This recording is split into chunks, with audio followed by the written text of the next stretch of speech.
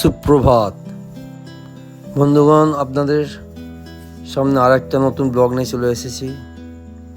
এটা আমার প্রথম ট্রাভেল ব্লগ। আজকের যাত্রা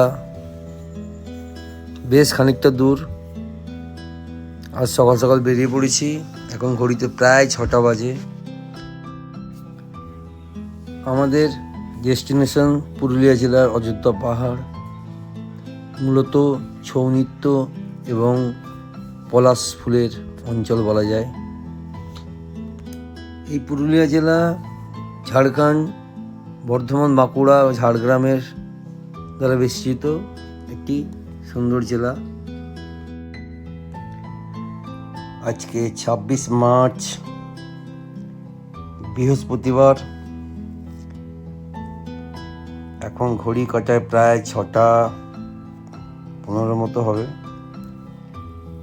আমি এখন রয়েছি পুরনো চৌরাস্তা ক্রসিং। এখান থেকেই পেট্রোল ভরে নেব। সামনে আমার সালাম অপেক্ষা করছে। পেট্রোল পাম্পের সামনে দাঁড়ানোর কথা ছিল, দেখি কোথায় দাঁড়িয়ে আছে। এসে গেলাম পেট্রোল পাম্প। আজকে একটু কুয়াশা আছে, ভিজিবিলিটি অতটা ভালো নেই, তবে দেখা যাক। এখানে আমার শালাবাবু দাঁড়িয়ে আছে, ওয়েট করছে। ও তেল ভরে রেডি হয়ে দাঁড়িয়ে আছে বাঁদিকে।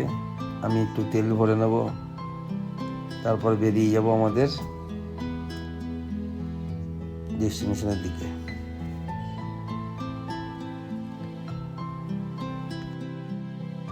মনটা খুব খারাপ লাগছে। আমাদের সঙ্গে আরও দুজন জয়েন হওয়ার কথা ছিল, হাবিব মোল্লা আর শামীম। দুজনেই আজকে ক্যান্সেল করে দিয়েছে ট্যুরটা। এখানে আমি তেল ভরে নিলাম, মোটামুটি 10 লিটার মতো তেল ভরে নিলাম। ট্যাঙ্ক অলমোস্ট ফুল, একটু ফাঁকা রেখেছি। কোম্পানি বলেই দিয়েছিল একটু ফাঁকা রাখতে। পুরনো চৌরাস্তার মধ্যে এই পাম্পটা নতুন হয়ে আমাদের সত্যি খুবই উপকার হয়েছে। আমাদের আর রাস্তার ওপারে যেতে হয় না তেল ভরার জন্য।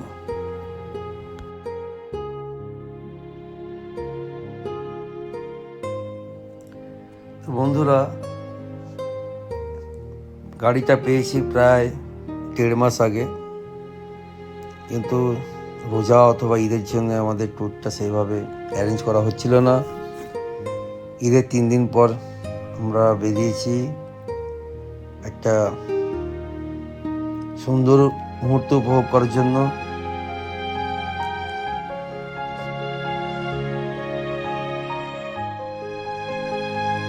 এই মুহূর্তে আমরা ধুলাগড় চৌরাস্তার দিকে এগোচ্ছি। এখান থেকে আমরা বাঁদিক নেব, দিল্লি রোড ধরবো, তারপর ওখান থেকে ডানকুনি হয়ে আমরা বেরিয়ে যাব। আমাদের প্রথম ডেস্টিনেশন হচ্ছে জয়পুর জঙ্গল। তা জানি না কতক্ষণ লাগবে, দেখা যাক। রাস্তা ফাঁকা হলেও আমরা 60 থেকে 80-র মধ্যেই ক্রুজ করছি এখন, কারণ বেশি গতি এই মুহূর্তে একটু রিস্কি হয়ে যাবে। 60, 70, 80-র মধ্যে রাখার চেষ্টা করব। তবে আজকে ভালোই গরম আছে, দিনের দিকে গরমটা ভালোই পড়ছে। রাতে যতই গরম কম থাক না কেন, দিনের দিকে গরম ভালোই লাগছে। এই রাইডিং গিয়ার পরে একটু কষ্টই হচ্ছে। ট্রিপটা অ্যাকচুয়ালি বসন্তকালে হচ্ছে বলে মনে হচ্ছে না। বসন্তকালে মাঝামাঝি ট্রিপটা করেছি, যাতে কিনা আমরা যেখানে যাব সেখানের ফিলটা নিতে পারি। আমরা চলে যাব ওই জঙ্গল থেকে সোজা পুরুলিয়াতে। আমরা অ্যাকচুয়ালি কেমন ফুল ফুটেছে দেখার জন্যেই ট্রিপটা অ্যারেঞ্জ করেছিলাম 1-1.5 মাস আগে। কিন্তু যতদূর শুনলাম এবারে সেইভাবে পলাশ ফুলটা আসেনি গাছে। তবু মনে একটা আশা রয়েছে কেমন হবে, কেমন ফুল ফুটেছে দেখার একটা আকাঙ্ক্ষা রয়েছে।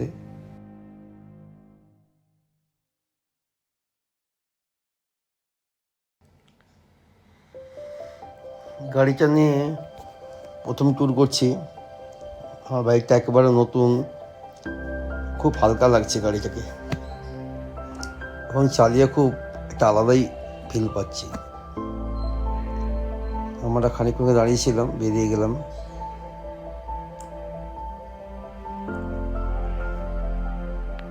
এদিকটা রাস্তা মোটামুটি ঠিকই আছে, খুব একটা খারাপ নেই।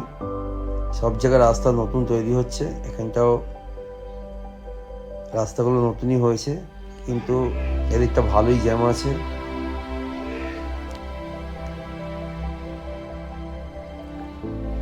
এখান থেকে আমরা মাদিকে নেব। এই রোডটা অ্যাকচুয়ালি ধনিয়াখালির দিকে গেছে, ওই রুট হয়েই যাব। কিন্তু রোডটা ফাঁকা, আমাদের ম্যাপে এই রোডটাই শো করছে, এই রোডটাই নিলাম। এর আগেও জয়পুর জঙ্গল গিয়েছিলাম, কিন্তু আমরা এই রোড ধরে যাইনি। এই রোডটা অ্যাকচুয়ালি মশাট হয়ে, ধনিয়াখালি যে রুটটা আছে মশাট হয়ে বেরিয়ে যাচ্ছে।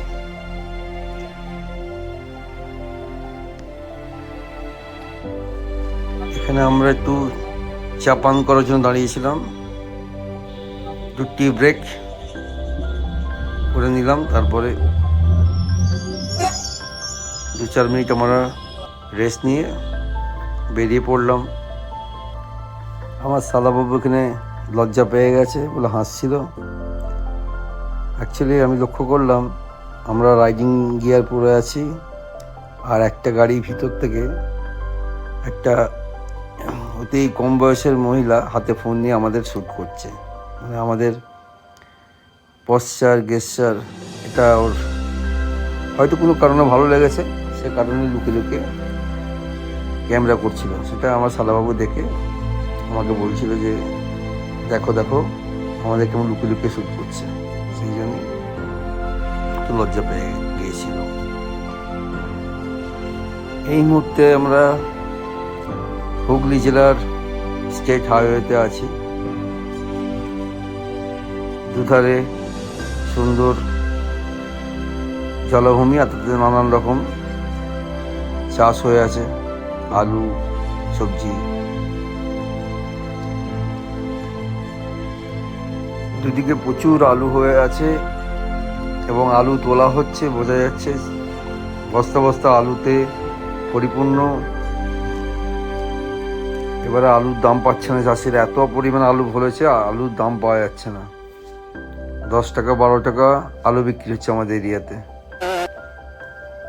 আমরা এখন হুগলি থেকে ঢুকে গেছি বাঁকুড়া, বিষ্ণুপুর। এখন আছি আমরা কোতলপুর জাংশন, সামনে বাস স্টপে গেছে। আমরা এখন দেখাচ্ছি আমার ট্রিপ মিটারে 22 কিলোমিটার দেখাচ্ছে, এখন বাকি বেশিক্ষণ লাগবে না, 1 ঘন্টার মধ্যে চলে যাবো। চলো যাওয়া যাক। প্রচুর গরম পড়েছে আজকে দিনটা, রাইডিং গিয়ার পরে যেন ভেতর। এয়ার রানওয়ে জয়পুর জঙ্গলের মধ্যে বাঁকুড়াতে, যেটা আমি এর আগেবারে এসেও খুঁজে পাইনি। আমার বন্ধু বান্ধব সহ এসেছিলাম, আমাদের যে ট্যুর করে তার দলের সঙ্গে এসেছিলাম, কিন্তু এত সুন্দর জায়গা, এটা খুব ভালো লাগছে। এখানে কষ্ট আসা সার্থক হয়েছে, আমরা খুঁজে পেয়েছি। আপনার যখন আসবেন আমি দেখিয়ে দেবো কোন রুট থেকে কোথায় ঢুকতে হবে। আর আপনার যেখানে আপনার আছে মেন রোডে ওই নাকা চেকিং আছে, ওখান থেকে বাঁ দিক নেবেন। আপনার ওখান থেকে এখানে মোটামুটি আপনার প্রায় 5 থেকে 6 কিলোমিটার রাস্তা ভিতরে এলে তবেই এই জায়গাটা আসা যায়। তবে অনেকগুলো কিন্তু টার্ন আছে, লেফট রাইট করতে করতে এখানে আসতে হবে। একটুখানি মোবাইল ফলো করে করে ম্যাপ দেখে বা লোকাল লোককে জিজ্ঞাসা করে আসতে হবে, নাহলে কিন্তু আসা খুব মুশকিল।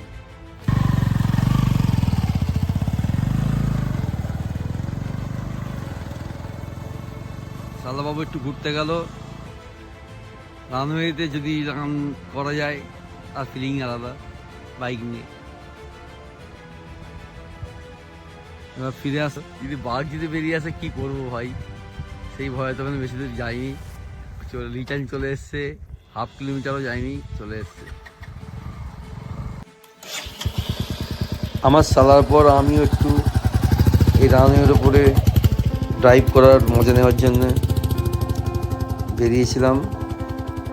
2-3 মিনিট ড্রাইভ করে আবার ফিরে আসি। ভয় লাগছিল, গা ছমছম করছিল, কেননা ওখানে কেউ ছিল না, আমি একা, আর এদিকে শালাবাবু একা। ভয় লাগছিল এই ভেবে যদি সত্যি কোনো বাঘ বেরিয়ে আসে তাহলে তো হয়ে গেল। টুরিস্টরা এখানে ভালোই আসে, তা দেখে বোঝা গেল। অনেক যত জঞ্জাল, ময়লা এবং কাঁচ পড়ে থাকতে দেখে।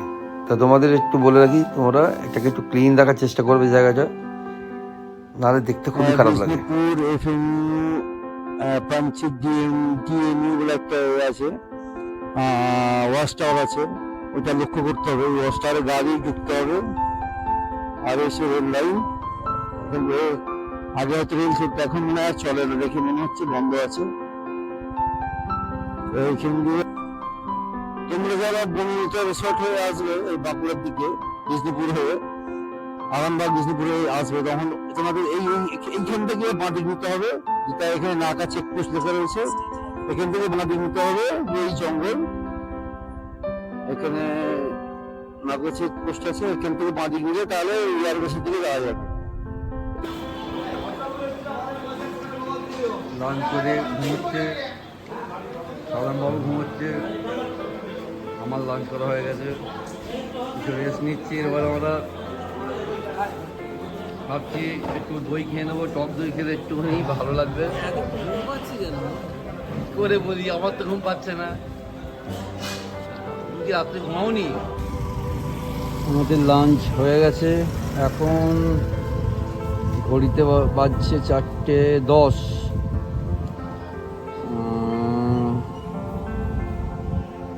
ঝান্ডা হোটেল, এটা পুরুলিয়া অবস্থিত। সালামের ফোনটা চার্জে বসিয়ে দিয়েছি আমার মোবাইল স্ট্যান্ডে লাগিয়ে, এটা আমার নেভিগেশনের সুবিধা হবে। আমার ফোনটা এখন হেলমেটের মধ্যে লাগিয়ে দিয়েছি, হেলমেট হোল্ডারের মধ্যে। মোটামুটি আর 68 কিলোমিটার বাকি, সেই জন্য রাস্তায় কিছু কিছু ভিডিও করব। এই জায়গাটা ভালো লাগবে। মোটামুটি শালাবাবু রেডি, চলো বেরিয়ে যাই।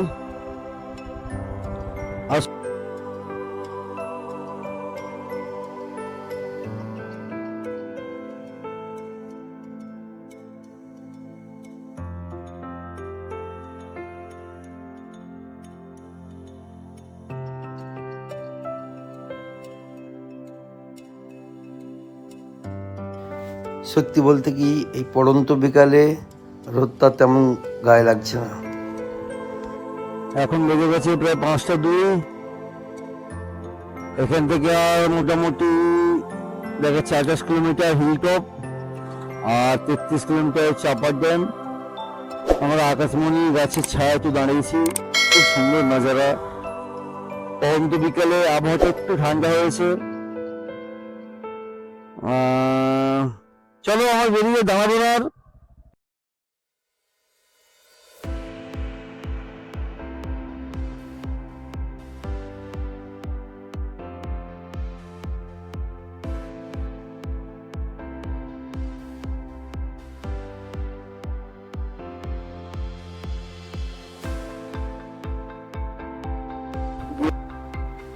আমরা এখান থেকে সোজা হিল টপে যাব, মানে অযোধ্যা হিল টপ। ওখানে অনেকগুলো রিসর্ট আর হোমস্টে হয়েছে নতুন নতুন। তা চেষ্টা করব আমরা হিল টপে কোনো একটা রিসর্ট বা হোমস্টেতে থাকার। আমরা প্রায় এসে গেছি, এখন দেখাচ্ছে অযোধ্যা হিল টপ 13 কিলোমিটার দেখাচ্ছে এখানে। এই সামনে মাজার শরীফের সামনে আছি আমরা। সূর্য অস্ত যায় যা অবস্থা, হয়তো আর 20-25 মিনিট আলো থাকবে, এর মধ্যে আমাদের পৌঁছে যেতে হবে, নাহলে হোটেল খোঁজাটা একটু সমস্যা হয়ে দাঁড়াবে।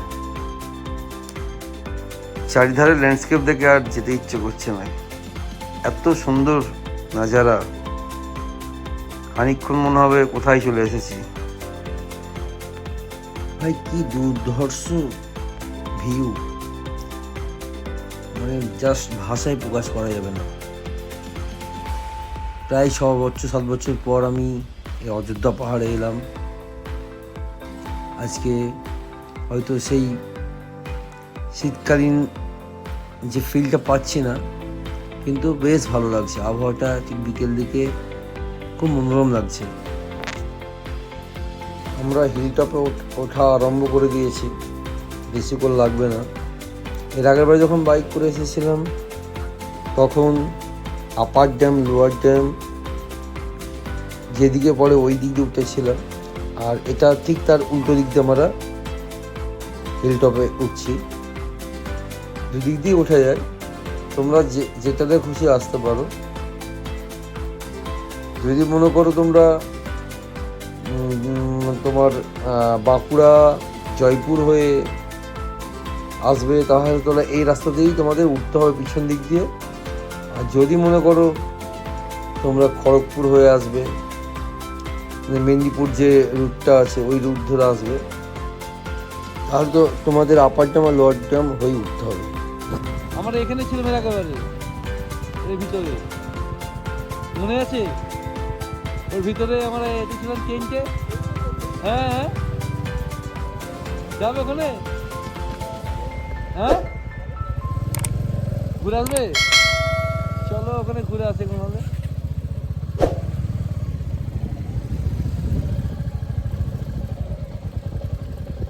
হোটেল অযোধ্যা বনলতা, খারাপ নয় বলো, আমরা একবার ছিলাম তো।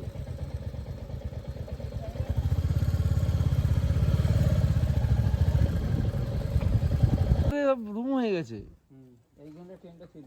সব টেন্টগুলো তুলে দিয়েছে, সব রুম করে দিয়েছে। হ্যাঁ স্ট্যান্ডার্ড লাগছে না? চলো একবার দেখে নিই যদি পাওয়া যায় এখানে। তোমার ফোনটা খুলে দিলাম, আর লাগবে না এখন, না ফোনটা রাখো। আমরা রুম পেয়ে গেছি বনলতা, হোটেল অযোধ্যা বনলতাতে। এখানে অনেকগুলো রিসর্ট আছে। আগে এগুলো টেন্ট ছিল, আমরা যখন এসেছিলাম 5-6 বছর আগে এখন টেন্ট ছিল। এখন টেন্টগুলো আর নেই, এগুলো পাকাপোক্ত করে ফেলেছে একেবারে রিসর্ট। আমরা আজকে নন এসি একটা রিসর্ট নিয়েছি, রুমটা দেখিয়ে দিই।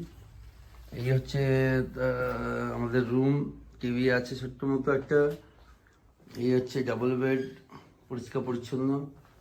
আর এটা ওয়েস্টার্ন স্টাইলের একটা মোটামুটি পরিষ্কার পরিচ্ছন্ন একটা বাথরুম, গিজার সমেত। রিসেপশনের সঙ্গে সামনে বসে খাওয়ার জন্য ছাতা এবং টেবিল ফেলা রয়েছে, বাগান, ফুল। হ্যাঁ আমার মনে হচ্ছে 20-22 ছিলাম কি, সেটাই বলছি, তাহলে 19 এসেছিলাম। এখানে এখানে খাওয়ার জায়গা।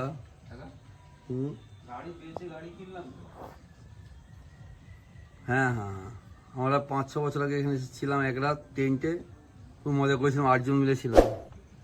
তবে এখন আরও সুন্দর হয়ে গেছে, পরিষ্কার পরিচ্ছন্ন আর সুন্দরভাবে সাজিয়েছে। রুমটা আমরা পেয়ে গেছি 1300 টাকায়, নন এসি। আগামীকাল আমরা এখানেই থাকবো, কিন্তু এসি রুমে শিফট হয়ে যাব, নাহলে দুপুরবেলা খুব কষ্ট আছে ভাগ্যে।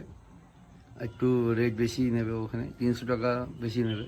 1600 টাকায় ফাইনাল হয়েছে এসি রুম। আমরা এখানে 2 নাইট স্টে করবো।